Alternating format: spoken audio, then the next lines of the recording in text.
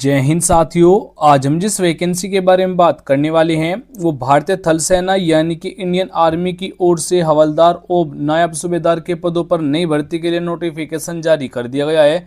All India vacancy आपको यहाँ पर दी गई है और इस भर्ती की जो सबसे बड़ी बात होगी, बिना किसी एग्जाम के आपको यहाँ पर वैकेंसी दी गई है, यानी कोई लिखित परीक्षा आपकी इस भर्ती के लिए नहीं होगी। तो नमस्कार दोस्तों, आपका बहुत बहुत स्वागत है आपके अपने YouTube चैनल पर।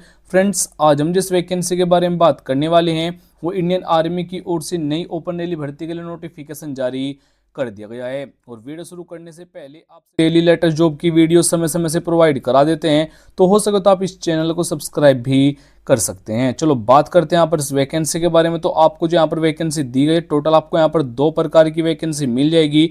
हवलदार के लिए आपको यहाँ पर वैकेंसी होगी और नायब सूबेदार के लिए आपको यहाँ पर वैकेंसी दी गई है। दोनों की दोनों वैकेंसी के लिए आप सिंपल 10वीं पास कैंडिडेट भी इस भर्ती के लिए आवेदन कर सकते हैं। अप्लाई जो मोड रहेगा ऑनलाइन ऑफलाइन दोनों मोड से आप यहाँ पर इस भर्ती के लिए आवेदन कर सकते हैं।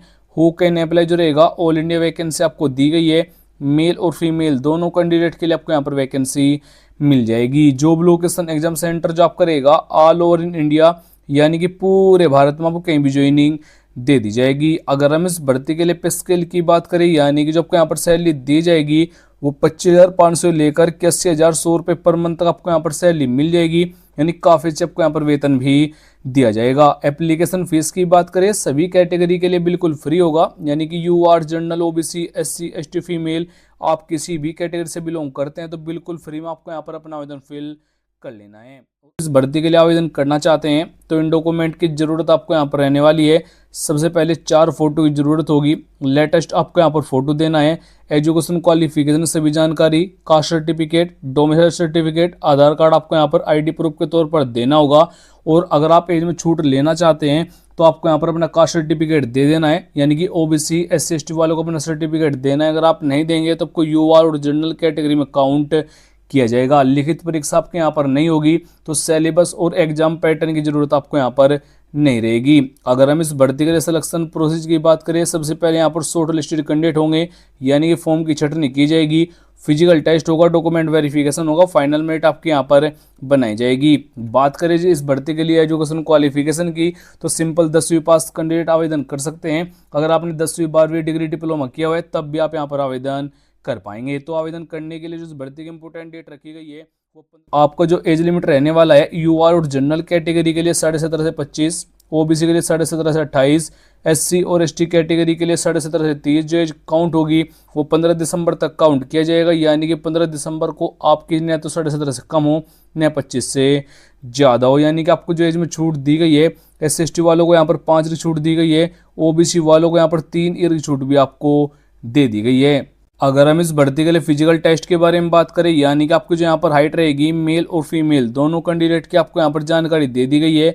आपकी जो हाइट रहेगी मेल के लिए 170 सेंटीमीटर, फीमेल के लिए 157 सेंटीमीटर। अगर आप नॉर्थ इंडिया जोन कैंडिडेट है, यानी कि अगर आपकी डिस्ट्रिक्ट जोन में आती है, जो आपकी हाइट रहेगी मेल के लिए 165 सेंटीमीटर, फीमेल के लिए 150 सेंटीमीटर अगर आपकी हाइट है तो भी आप यहाँ पर भाग ले पाएंगे। और आपका जो रनिंग टेस्ट होगा मेल कैंडिडेट के लिए 1600 मीटर के लिए 5.25 मिनट का समय आपको दिया जाएगा। इसी प्रकार से 800 मीटर के लिए 4 मिनट 45 सेकंड का समय यहाँ पर फीमेल कैंडिडेट के लिए भी दिया जाएगा।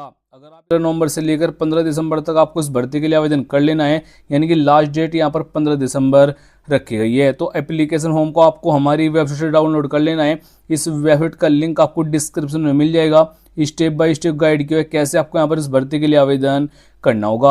आपको यहाँ पर क्लिक करना है एप्लीकेशन फॉर्म। जैसे आप यहाँ पर क्लिक करेंगे तो आपके सामने ये वाला एप्लीकेशन फॉर्म आ जाएगा। अब आपको इसको फिल करना होगा। सबसे पहले आपको यहाँ पर अपना फोटो चिपकाना है, उसके बाद से जेंडर की जानकारी देनी है, उसके बाद से सिग्नेचर करने है, लेफ्ट थंब आपको यहाँ पर देना होगा।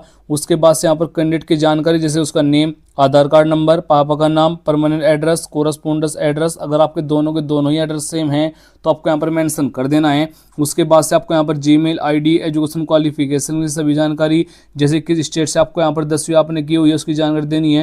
टोटल परसेंटेज भी आपको यहाँ पर मेंशन करनी है। नेशनलिटी में आपको यहाँ पर इंडियन मेंशन करना है। डेट ऑफ बर्थ की जानकारी आपको यहाँ पर देनी होगी। मैरिज स्टेटस आपको यहाँ पर बताना है। कहने की बात ये आपको यहाँ पर ये वाला फॉर्म फिल करना है। डिक्लेरेशन को आपको यहाँ पर अच्छी तरीके से रीड कर लेना है। पेरेंट के सिग्नेचर और आपको यहाँ पर अपने सिग्नेचर करने के बाद जो एड्रेस होगा, एड्रेस आपको हमारी वेबसाइट पर मिल जाएगा।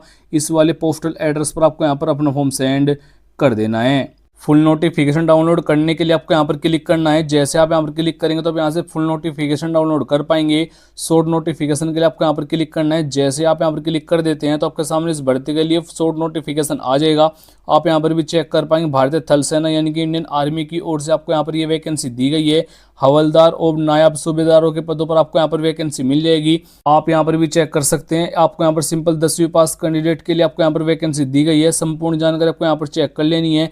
और इस भर्ती के लिए आपको जो पोस्टल एड्रेस होगा जहाँ पर आपको अपना फॉर्म सेंड करना होगा उसके लिए आपको यहाँ पर जानकारी दी गई है। अगर आपका अभी भी कोई क्वेश्चन रह गया तो नीचे कमेंट बॉक्स में जरूर पूछेगा, मैं जरूर रिप्लाई कर दूंगा।